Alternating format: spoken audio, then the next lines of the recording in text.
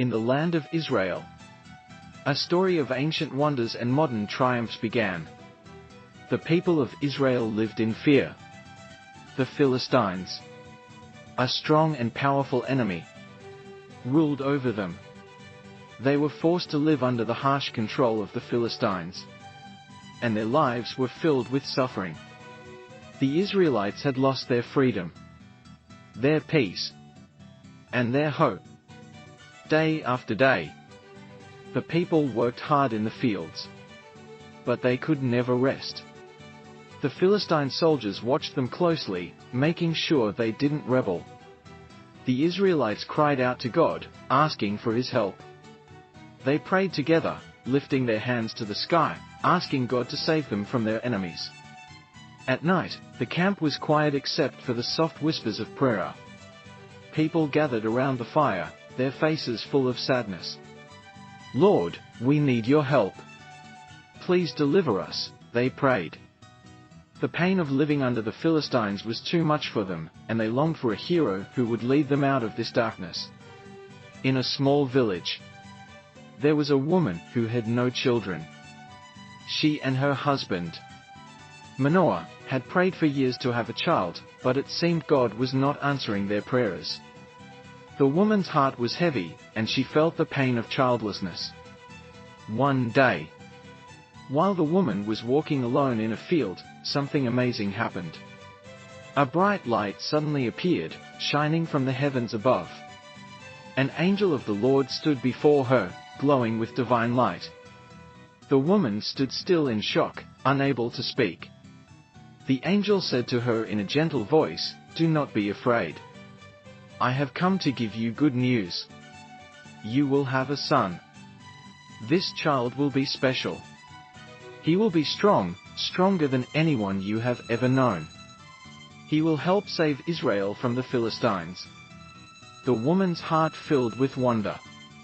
She had waited so long for this news. But the angel continued, "You must never drink wine or eat anything unclean while you carry your son. When he is born, you must never cut his hair. He will be a Nazirite, a man set apart for God, and his strength will come from God." The woman's eyes widened as she listened, amazed by this divine message. Her mind raced with questions. "Will he truly be able to do all of this?" she asked. The angel smiled kindly. "Yes. He will do great things, but it will be God's power that gives him his strength." With that, the angel disappeared, leaving the woman standing in the field, filled with awe and joy. The woman rushed home, her heart pounding with excitement. She couldn't wait to share the news with her husband, Manoah. "Manoah, you won't believe what happened," she exclaimed. When Manoah heard her story, he was amazed but wanted to be sure. "Let me pray to God," he said.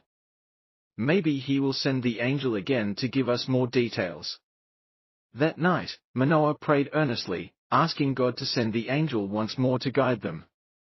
The next day, the angel appeared again, but this time to the woman. The woman quickly ran to her husband, saying, "The angel is here again." Together, Manoah and his wife hurried to meet the angel. The angel repeated the message. "Your son will be born, and he will be strong. But you must follow the instructions I have given you. Do not drink wine or eat anything unclean while you are carrying him. When he is born, his hair must never be cut." Manoah asked, "What is the best way to raise our son? What should we teach him to do?" The angel answered, "Teach him to honor God. His strength will come from God, and he will be blessed." As the months passed, the woman's belly grew, and soon, the time came for her to give birth. After a long wait, she finally brought a son into the world. They named him Samson, just as the angel had instructed. Manoah and his wife gazed down at their son with joy and wonder. From the very moment he was born, they knew he was destined for greatness. He was strong, healthy, and full of life. His parents were filled with gratitude, and they prayed to God, thanking him for this wonderful gift.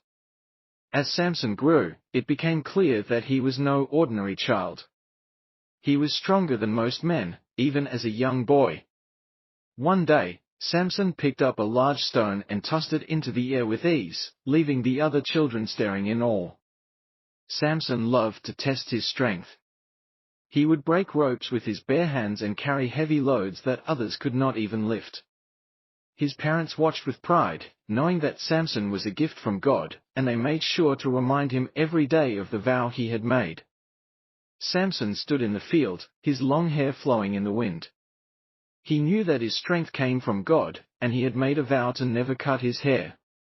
His hair grew long and thick, a sign of his special relationship with the Lord. Every day, Samson's parents would remind him to keep the vow. "Samson, remember your promise to God.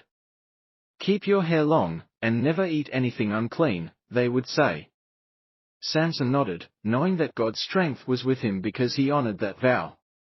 One day, Samson set out on a journey to a town called Timnah. He had seen a woman there who he liked very much. She was beautiful, and Samson felt that she was the one he wanted to marry. His parents were concerned. "Why do you want to marry someone from the Philistines?" they asked. "They are our enemies." But Samson was determined. "This is part of God's plan," he said. "He will use this to help us defeat the Philistines." Though worried, his parents agreed to go with him to meet the woman's family. As Samson walked along the road to Timnah, something unexpected happened. A lion suddenly jumped out of the bushes and attacked him. The lion roared loudly, showing its sharp teeth.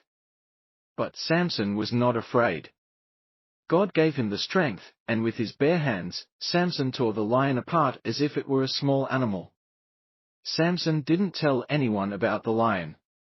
He simply continued his journey to Timnah, his heart filled with excitement for the future. A few days later, Samson passed by the place where the lion's body had fallen.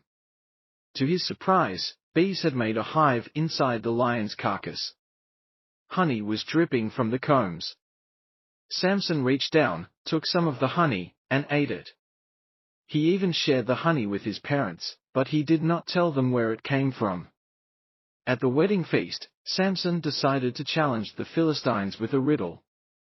"Out of the eater, something to eat, out of the strong, something sweet," he said with a sly smile. The Philistines were confused. They didn't know what the answer was, so they asked Samson's wife to help them figure it out. The Philistines pressured Samson's wife, threatening to harm her if she didn't find out the answer to the riddle. Samson's wife, feeling helpless, begged him, "Please, tell me the answer. I want to help you." After much pleading, Samson finally gave in and told her the answer to the riddle. The next day, the Philistines answered the riddle, saying, "The answer is the lion and the honey." Samson realized that his wife had betrayed him. He was angry, his fists clenched in frustration. He felt hurt that she had shared his secret. Samson was not a man to let a betrayal go unpunished. In his anger, he set fire to the Philistines' fields. He caught 300 foxes, tied torches to their tails, and set them loose. The foxes ran through the fields, setting fire to the wheat, vineyards, and olive trees. The Philistines were furious. They wanted revenge, but Samson was ready for whatever came next. Samson showed once again just how powerful he was.